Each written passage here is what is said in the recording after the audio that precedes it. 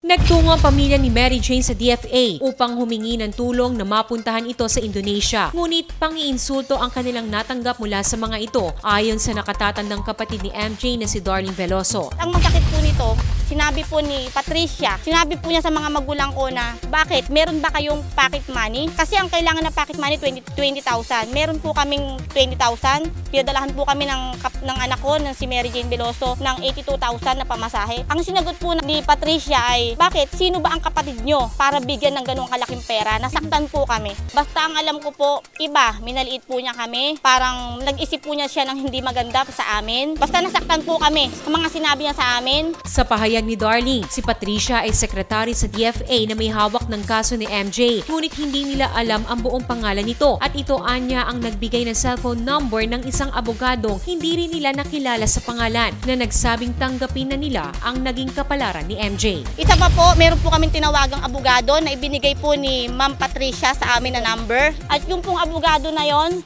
nung humingi po kami ng tulong na yung kapatid namin bibitayin na, ang isinagot po sa amin ng abogado na yun ay, wala tayong magagawa, pinasok ng kapatid nyo yan, kaya tanggapin nyo na, mabibitay na talaga yung kapatid nyo. Tama po ba na sabihin sa amin yun? Humingi po kami ng tulong, hindi para po kami lalong tapakan, di po ba? Simula na makulong si MJ ay hindi umano sila natulungan ng DFA, bagkus ay puro pangako lamang ang kanilang narinig na hindi naman nabigyan ng katuparan. Parang wala kasi, nung umpisa pa lang pong nahuli yung kapatid ko, humingi na kami ng tulong sa kanila, puro pangako po ang binitawan nila sa amin. At sa kanila po mismo nanggaling yung salita na wag kami magpapamedya at delikado ang buhay namin. Samantala, nagsagawa ng vigil prayer ang pamilya, kamag-anak at mga kaibigan ni MJ sa pangunguna ng Migrante Nueva Ecija sa kanilang tahanan upang ipagdasal ang kaligtasan nito mula sa hatol na kamatayan kasunod ang candle lightning at pagtutulos ng kandila. Ayon kay Chris Valdez ng Migrante Nueva Ecija, wala pa ring proteksyon ng pamahalaan para sa mga OFW sa buong mundo. Kaya naman dumarami pa rin ang nabibiktima ng iba't ibang klase ng pang-aabuso at pangmamaltrato. Trabaho sa loob ng bansa, pagkakaroon ng pambansang industrialisasyon at tunay na reforma sa lupa ang mga pangangailangan ng mga Pinoy upang hindi na makipagsapalaran sa ibang bansa ayon pa kay Valdez. Unang-una lang naman is